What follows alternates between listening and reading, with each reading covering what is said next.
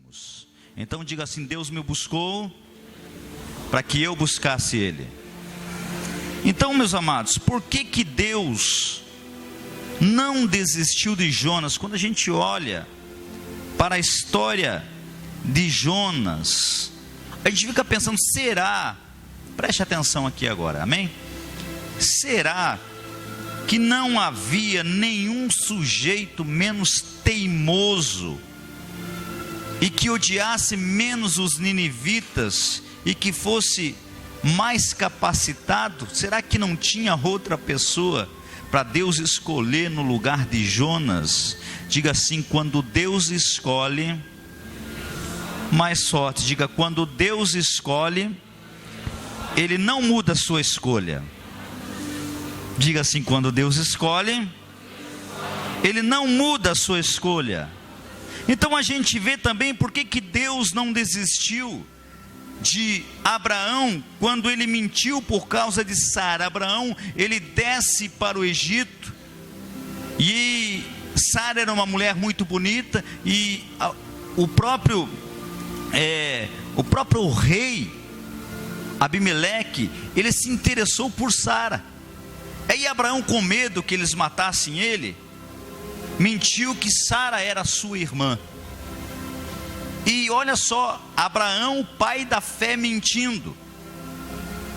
Aí a gente pensa, poxa, mas será, por que Deus resolveu não desistir de Abraão, apesar das suas mentiras? Ou por que Deus não desistiu de Moisés, quando ele ficou dando desculpas para não cumprir o chamado de Deus?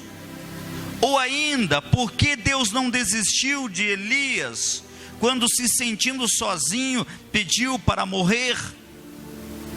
Por que Deus não desistiu de Davi, quando ele adulterou e tramou a morte de Urias, que era o seu melhor general, para ficar com a esposa desse cara?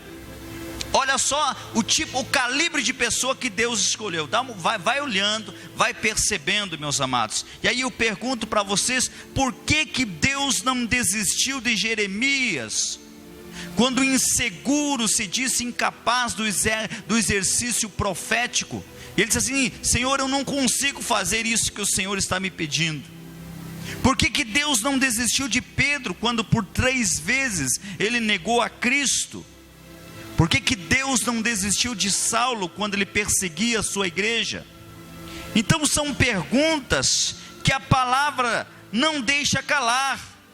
Mas isso tem a ver, amados, quando a gente olha para as nossas complicações, a gente agradece pelas complicações dos personagens bíblicos, não é verdade? Existiu gente complicada que Deus escolheu. Então diga assim: Deus escolhe gente complicada.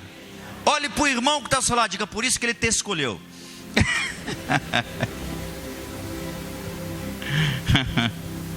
Então, neste momento, meus amados, é importante nós entendermos por que Deus não desiste de você e por que Ele não desiste de mim em meio às minhas fraquezas, quando eu não quero mais continuar.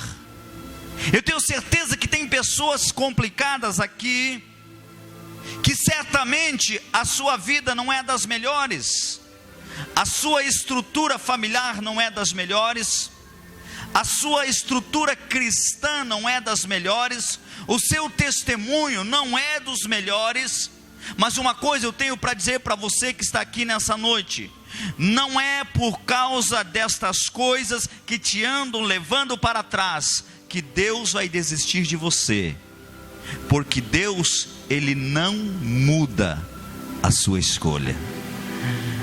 Meus amados, por que Deus não desiste de nós? Primeiro, porque os propósitos de Deus são eternos e são imutáveis. Diga assim: os propósitos de Deus são eternos e são imutáveis.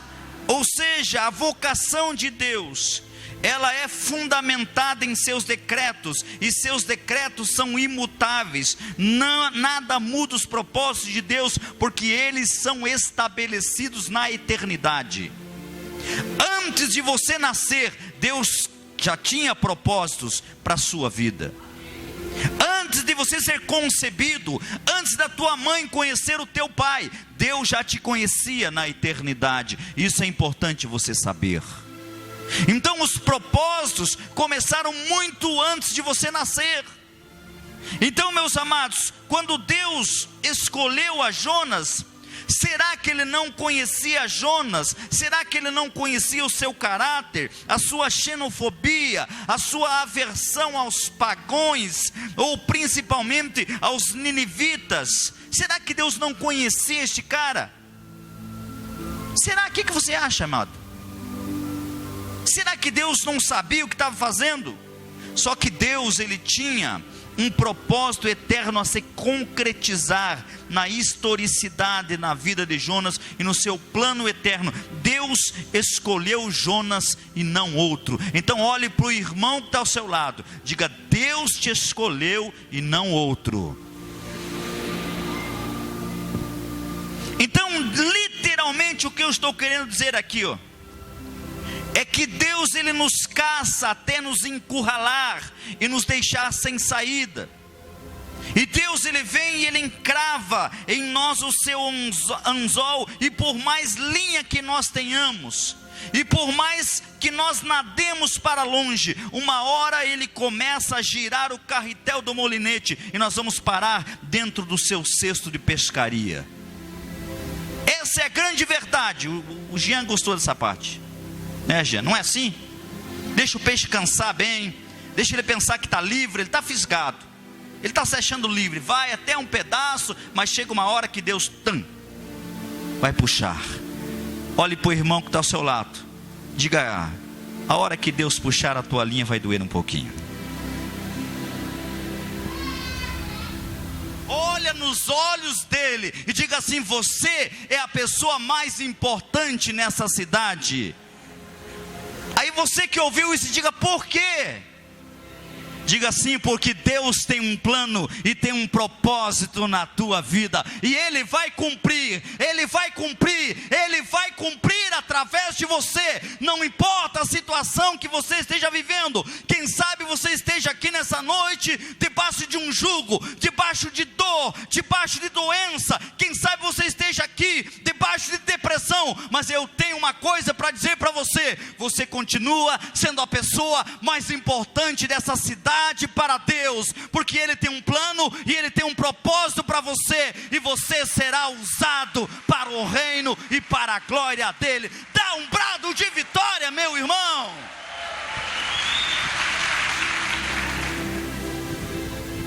Agostinho, um dos maiores teólogos cristãos, e que muito influenciou Calvino nos seus escritos, no seu livro clássico Confissões, ele fala da grande virada de sua vida, dilacerado entre a tentação da amante e o silencioso chamado do Espírito de Deus. E ele estava lá sentado sobre um barco, sob uma figueira, e a Bíblia aberta e os olhos turvados de lágrimas, e ele ouviu assim uma voz chamando de uma casa vizinha, e diz assim: toma e lê. Toma e lê. A voz não se dirigia a Agostinho, sem dúvida. Crianças estavam brincando, entretanto a voz o agitou em sua solitude, e ele fez o que a voz mandava. Ele pegou a Bíblia e leu, e a passagem que estava diante dele era Romanos 13, do 13 ao 14, que diz assim: andemos honestamente como de dia, não em glutonarias, não em bebedeiras, nem em desonestidades, nem em dissoluções, nem em contendas e em inveja, mas revestivos do Senhor Jesus Cristo, e não tenhais cuidado da carne em suas concupiscências. Ele ouviu a voz de Deus, deixou a amante ali mesmo e seguiu a Cristo. Sabe o que eu estou dizendo, meu amado? Deus, Ele sabe da tua fraqueza.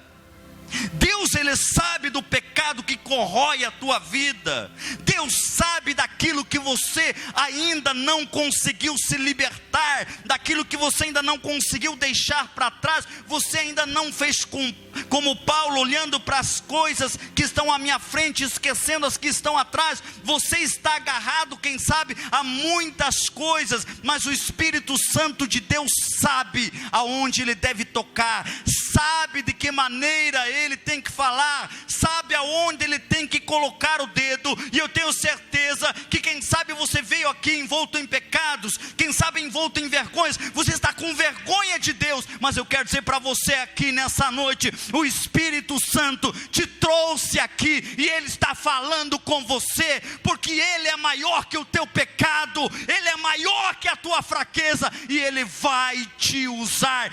Queira o diabo ou não, Ele vai te usar. Sabe por quê? Porque Deus decidiu, e quando Deus decidiu, ninguém vai impedir.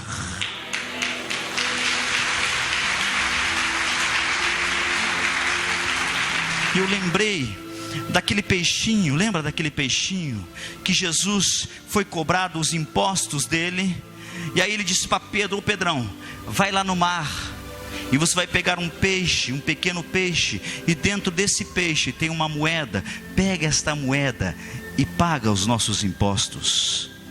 Aquilo aflorou no meu coração a noite toda, e queimou dentro do meu coração. Eu falei hoje lá, e Deus trouxe uma reflexão ao meu coração, meus amados, que não importa quem você seja e aonde você esteja escondido, um peixinho entre milhares e milhares e milhares de milhares de cardumes num oceano, Deus não olhou para o peixinho, mas olhou para aquilo que estava dentro dele.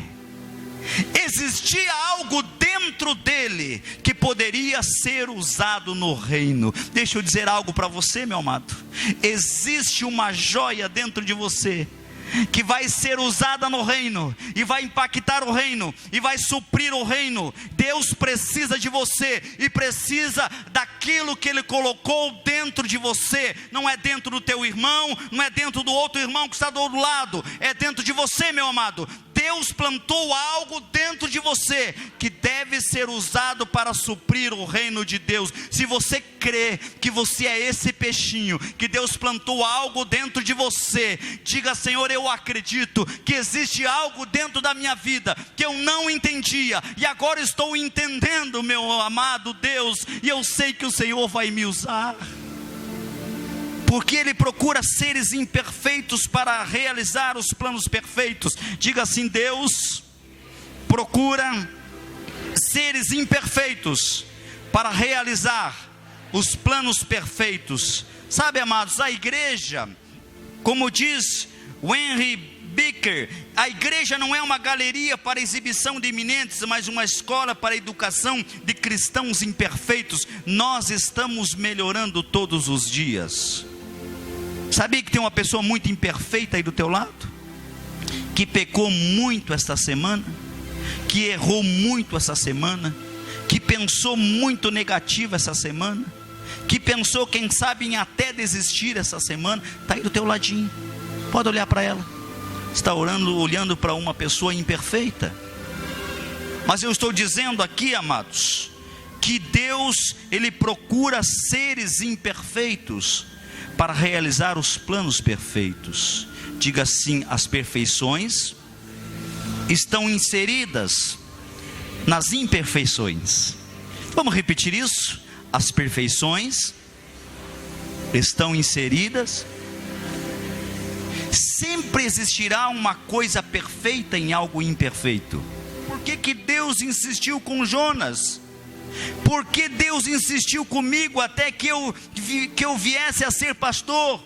Por que é que Deus insistiu em lhe usar? Eu não sei explicar, mas o que eu posso lhe dizer é que, como fruto da sua graça soberana, Ele escolheu a mim e a você para realizar os seus propósitos na história. Existe algo na história, existe um capítulo na história que será escrito por você. Você tem que entender isto. As tuas desculpas estão atrasando o propósito.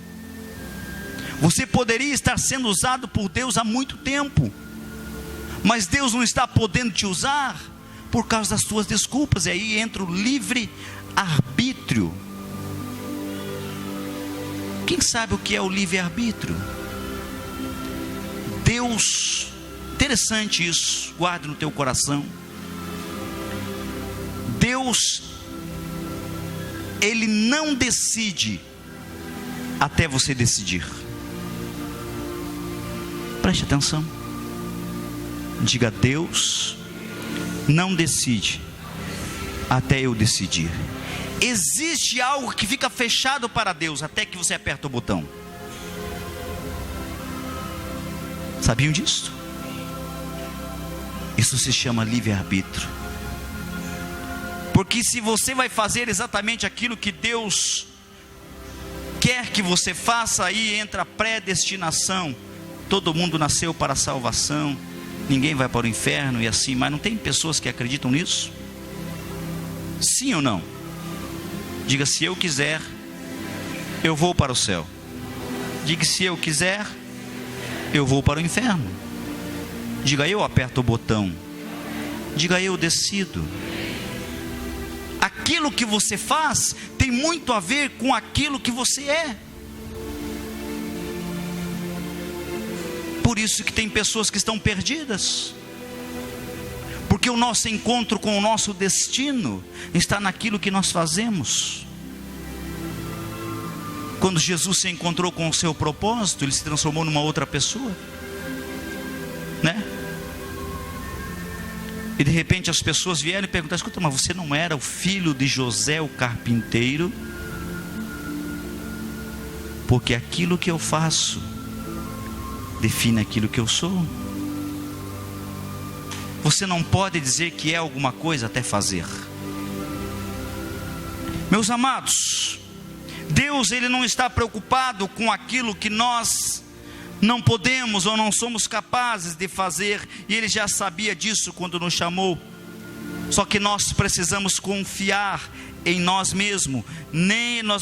Nós não precisamos confiar em nós mesmos. A gente não é de confiança. Diga assim: eu não sou de confiança. Repete: diga: eu não sou de confiança. Nós não podemos confiar em nós mesmos, nem nos nossos talentos, nem nas nossas estratégias para realizar propósito. Tem muita gente tentando realizar propósito pela sua própria força, pela sua própria vontade, tentando ser inserido. E aí o que está acontecendo? Se frustrando porque você é incapaz e imperfeito. O que uma pessoa incapaz faz? Você chamaria uma pessoa incapaz de ser confiável e confiaria algumas coisas para ela cuidar dos teus filhos pequenos, por exemplo? Você chamaria uma babá incapaz? Ninguém chamaria. Sabe por quê? E por que nós não chamamos? Porque nós somos imperfeitos, e imperfeitos não sustentam incapazes.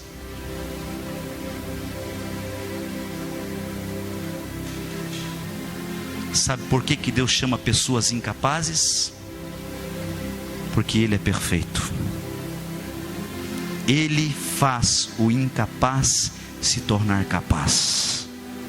Ele faz. É por isso que Ele escolhe os incapazes. Então, meu amado, quando você olha para você, você tem que entender: eu sou incapaz e eu sou imperfeito, mas Deus vai me usar para fazer uma grande obra.